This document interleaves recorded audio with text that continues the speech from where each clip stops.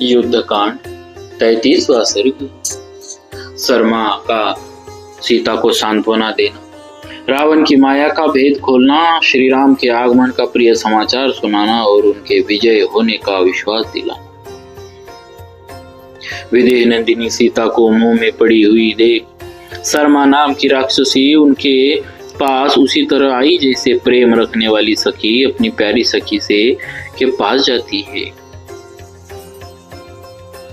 सीता राक्षस राज की माया से मोहित हो बड़े दुख में पड़ गई थी। उसी समय मृदभाषिनी शर्मा ने उन्हें अपने वचनों द्वारा सांत्वना दी।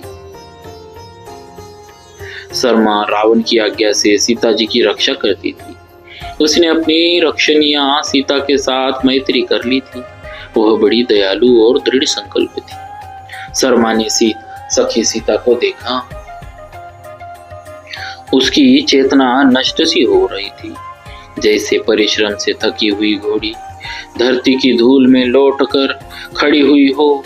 उसी प्रकार सीता भी पृथ्वी पर लौटकर रोने और विलाप करने के कारण धूली धूसरित हो रही थी। उसने एक सखी के स्नेह से उत्तम व्रत का पालन करने वाली सीता को आश्वासन दिया, विदेह नंदिनी, धैर्य धारण करो, तुम्हारे मन में व्यथा नहीं होनी चाहिए।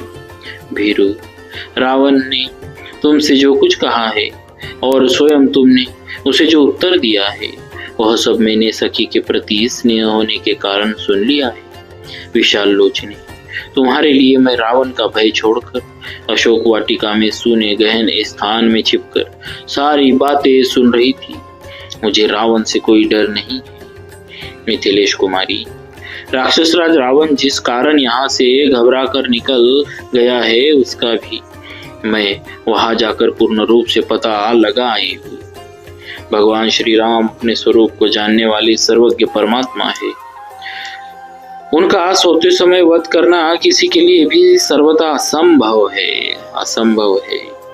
पुरुष सिंह श्री राम के विषय में इस तरह उनके वध होने की बात युक्ति संगत नहीं जान पड़ती।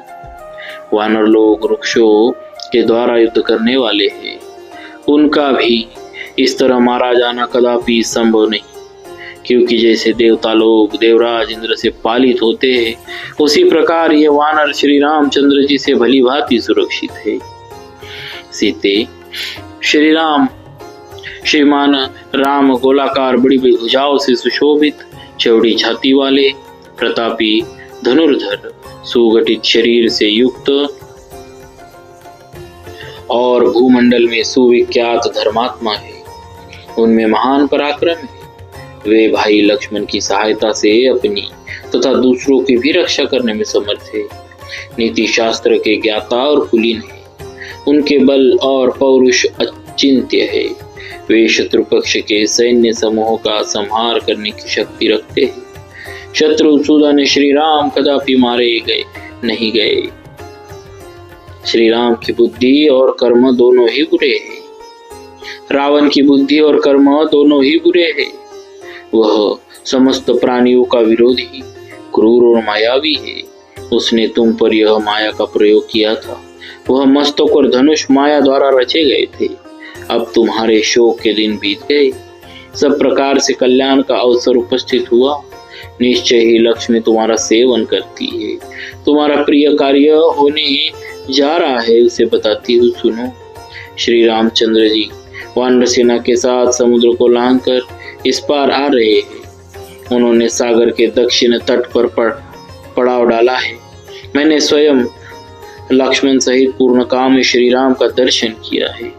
वे समुद्र तट पर ठहरी हुई अपनी संगठित सेनाओं द्वारा सर्वथा सुरक्षित है।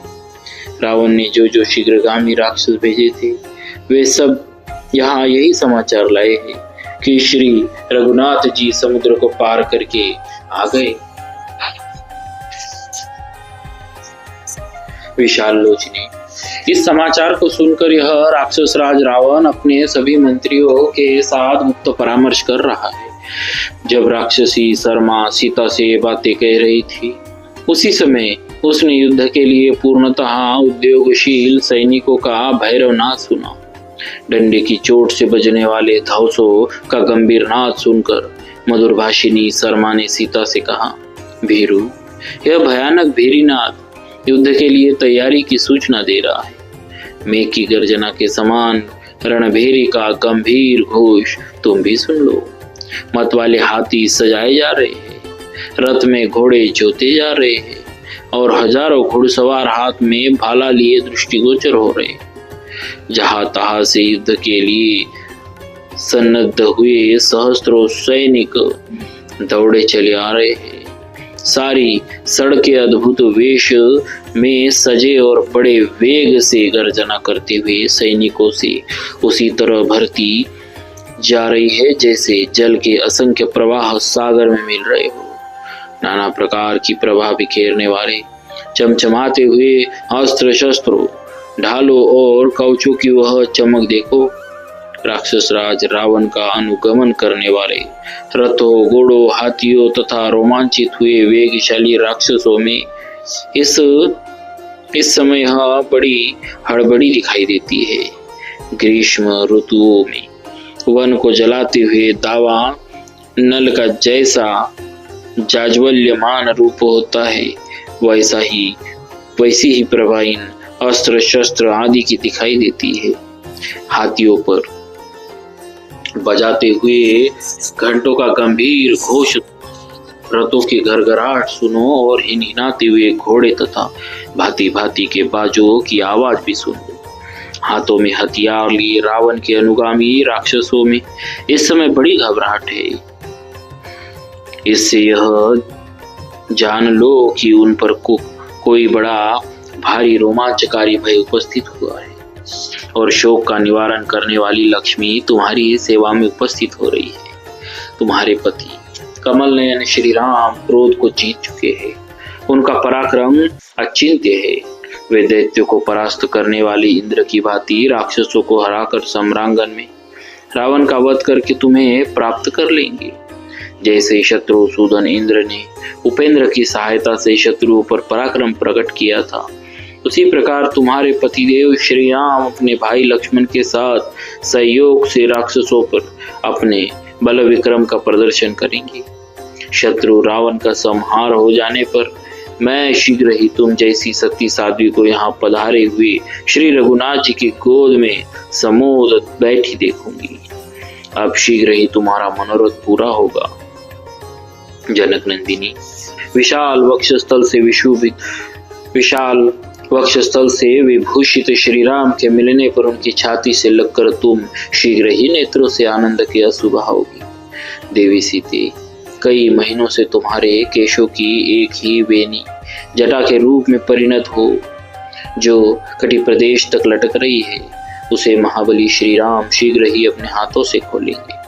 देवी, जैसे नागिन केचुल छोड़ती है, उसी प्रकार तुम उदित हुए पूर्ण चंद्रमा के समान अपने पतिदेव का मुदित मुख देखकर शोक के आंसू बहाना छोड़ दोगी। मिथिलेश कुमारी, सम्रांगण में शीघ्र ही रावण का वध करके सुख भोगने के योग्य श्री राम सफल मनोरथ हो तुझ प्रियतमा के साथ मनोवांछित सुख प्राप्त करेंगे। जैसे पृथ्वी उत्तम वर्षा से अभिषिक्त होने पर हरी भरी खेती से लहलहा उठती है, उसी प्रकार तुम महात्मा श्री राम से सम्मानित हो आनंद मग्न हो जाओगी। देवी, जो गिरिवर मेरु के चारों ओर घूमते हुए अश्व की भांति शीघ्रता पूर्वक मंडलाकार गति से चलते हैं, उन्हीं भगवान सूर्य की जो तुम्हारे कुल के देवता है, तुम यहाँ शरण, क्योंकि ये प्रजाजनों को सुख देने तथा उनका दुख दूर करने में समर्थ है। इस प्रकार श्री वाल्मीकि निर्मित अर्श रामायण आदि काव्य के युद्धकांड में 33वां सर्ग पूरा हुआ। बोलिए श्री सीताराम जी महाराज की जय। भक्तोत्सल भगवान की जय।